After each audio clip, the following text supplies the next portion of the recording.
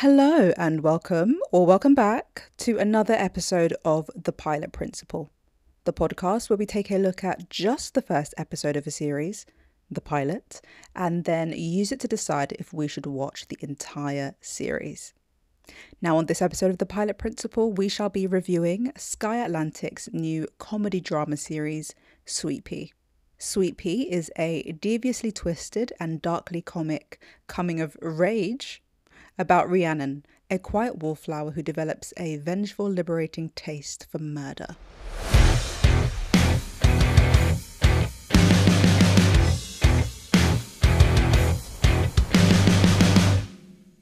Guaranteed there is somebody keeping count, and yes, this is the third British drama in a row, but I want to reassure you that this is not a British-only pilot show. It's just a mad coincidence, okay? And even though I've said that, I'm pretty sure the next episode I do is going to be another British programme. But we'll get to that later. For now, let's go back to Sweetpea. And this might be the first comedy I've reviewed on The Pilot Principle. Or second. Second. Remember when I reviewed BBC One's Boat Story? Yeah, that one was a hard pass for me. Now, in terms of what made me want to watch Sweetpea, except for the fact that Sky Atlantic has been advertising this show to the gods. Literally, I couldn't move about central London without seeing a bus, a billboard, or something else beginning with B that was advertising this new show. But what drew me specifically in is that I personally just love a female killer. Yeah, I thought I'd let that one sit with you for a moment, but of course I mean in the right fictional context. For example, Selena Sardothian, Hannah, Black Widow, Angelina Jolie's character in Salt, and Charlize Theron's character in Atomic Bomb. There's something about, I just love a bad bitch, you know? A woman who can just kick ass and take names in heels in a leather trench coat. Or, in the case of Sweetpea, in a really annoying rain jacket. Sweetpea to me just felt like an interesting and relatable take on the female killer genre. If it's not a genre, it should be a genre. Okay, let's put me aside for a moment and get into some technicals. So we have a pilot title. We're doing really well for pilot titles of late, aren't we? And the pilot title is Sorry for Your Loss. When her father dies and her bully returns, Rhiannon reaches her breaking point. Contains violent scenes. And yep, that's a really good summary. Written really well too. Ticks all the boxes. We've got an episode length of 45 minutes for this one and a series length of 6 episodes. Sorry for Your Loss was written by Kirsty Swain, who also created the series for television. Swain has written episodes of BBC's Click as well as Run and Pure. The pilot was directed by Ella Jones, and Jones has directed episodes of Enterprise and Back to Life. And another Ella, but this time in terms of cast, we have Ella Purnell, who plays the main character Rhiannon Lewis. And earlier this year, we saw Purnell in the video game adaptation series Fallout, which came out on Prime Video. And as well as that, she has starred in Yellow Jackets and Army of the Dead. Sweetpea is based on the novel by C.J. Scoose, which I haven't read. I know, big shocker. Big shocker to everybody that I have not read this book. Okay, let's talk a little bit about the first 10 minutes of Sorry for Your Loss. Why the first 10 minutes? Well, because in theory, the first 10 minutes of a pilot episode should be our initial introduction to this new world that is being built before our eyes. And the first 10 minutes should convince us to keep watching the entire episode. And the first 10 minutes of Sorry for Your Loss goes like this. Rhiannon is squeezed between two men on the bus as she internally starts her list. People I'd love to kill. Top of the list for the time being are the man-spreaders to her left and her right. And it goes from there as we get a slideshow of her life and how she has been ignored by all the people she'd like to kill, such as the shopkeeper, her colleagues, past sexual partners, her sister, her mum, and finally the creme de la creme, Julia Blenkinsop, her secondary school bully. Rhiannon's dad is also on the list, but mostly for passing away and leaving her alone. His final words to Rhiannon is that she needs to stop letting people walk all over her. She needs to stand up for herself, be a lion, grrr. That was my impersonation of a lion. Now, at his funeral, we meet Rhiannon's cold and dismissive sister and her secondary school bully, all grown up and still causing Rhiannon to run away and go into panic mode. And that's the 10-minute mark.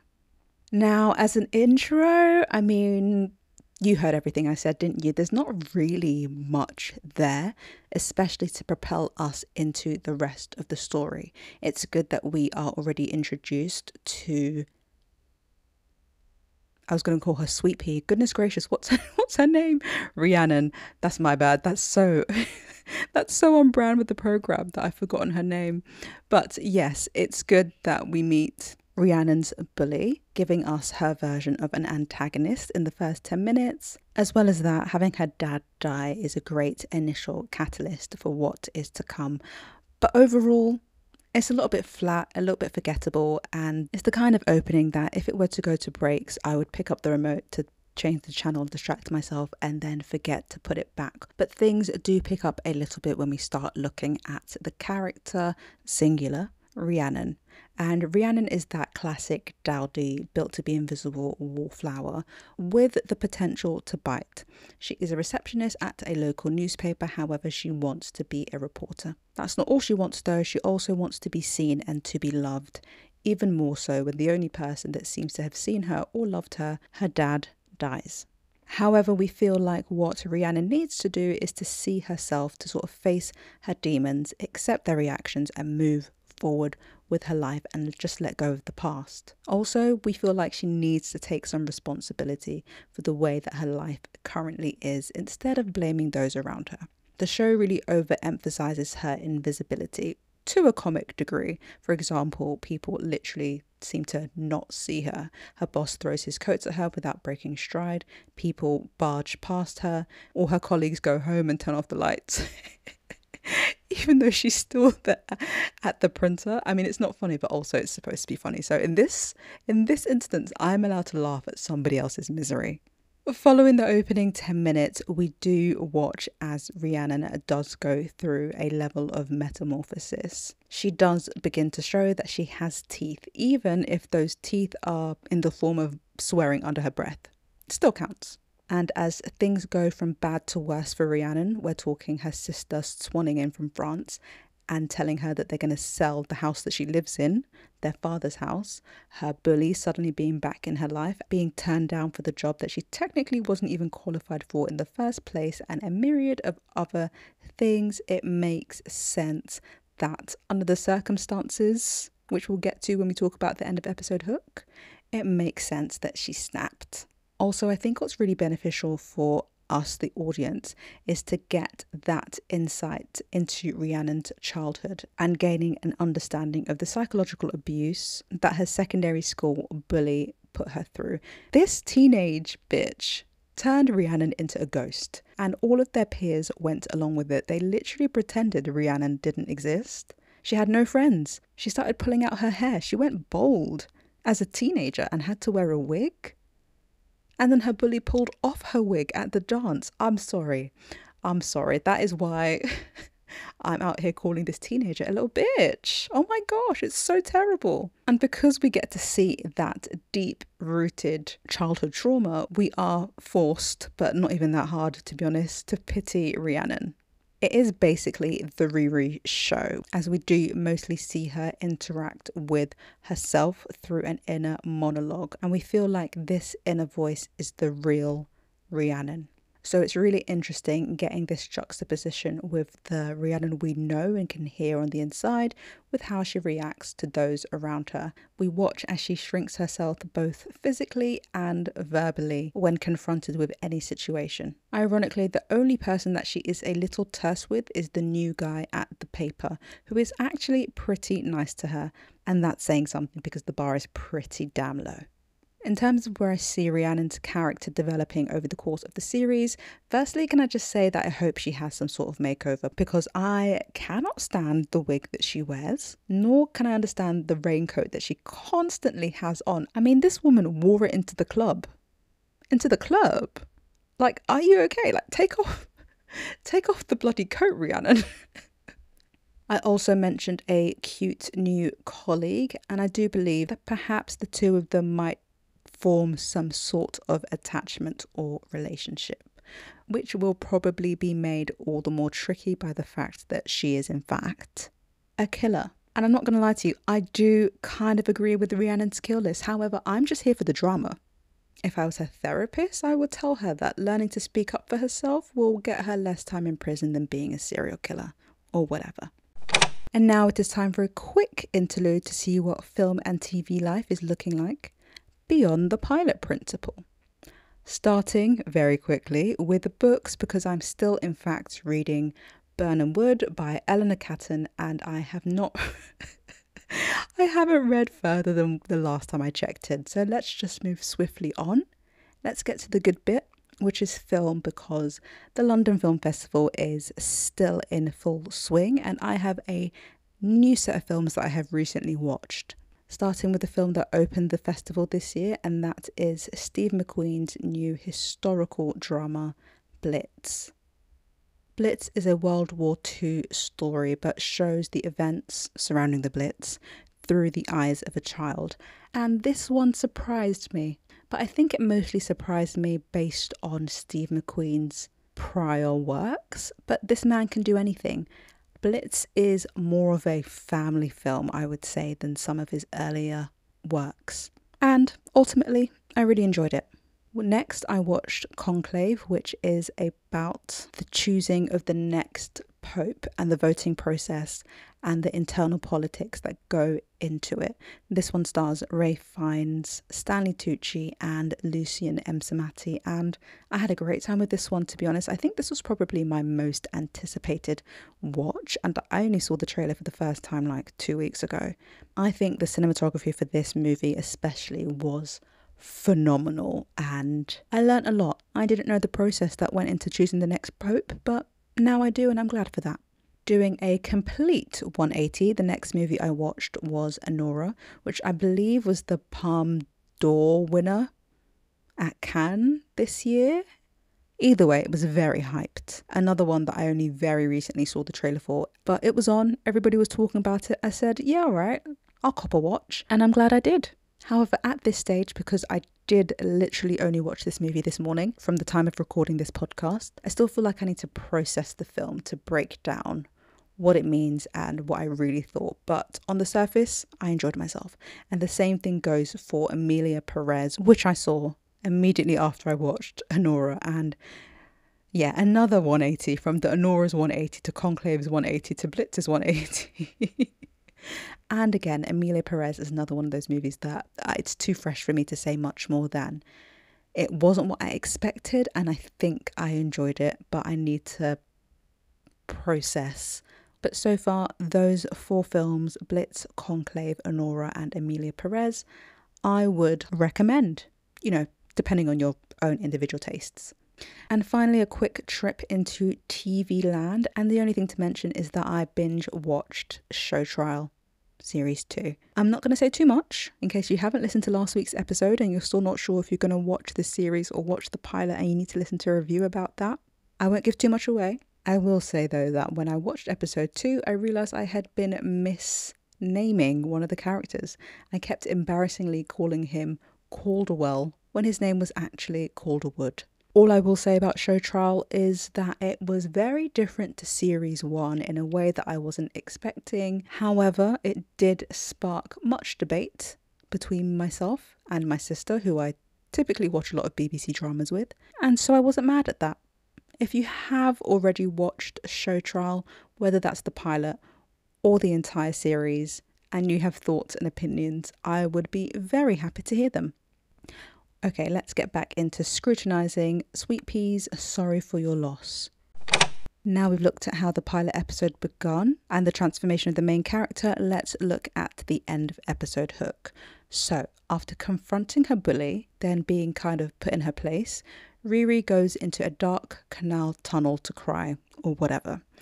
A drunk guy who doesn't see her, sat in the dark, proceeds to pee on her. Yep, I told you under the circumstances, didn't I? Rhiannon tries to stand up for herself and the guy makes a move towards her and is all like, oh, what are you going to do about it, love? And then he ran into her knife. He ran into her knife 15 times. Yeah, she literally stabs the shit out of him. And there is a moment of sweet bliss / relief on Rhiannon's face after she's exhausted herself from all that arm workout. And then the realization of her actions settle in, and then she rolls Mr. PP's body into the river and carries on her merry berry way. As she walks down the street, a line of women are walking towards her. Now, the old Rhiannon would wait or go all the way around to walk around the women, but this time the women divide like the parting of the Red Sea, and Rhiannon walks through them. At home, in the mirror, after wiping the blood from her face, etc., Riri looks in the mirror and roars.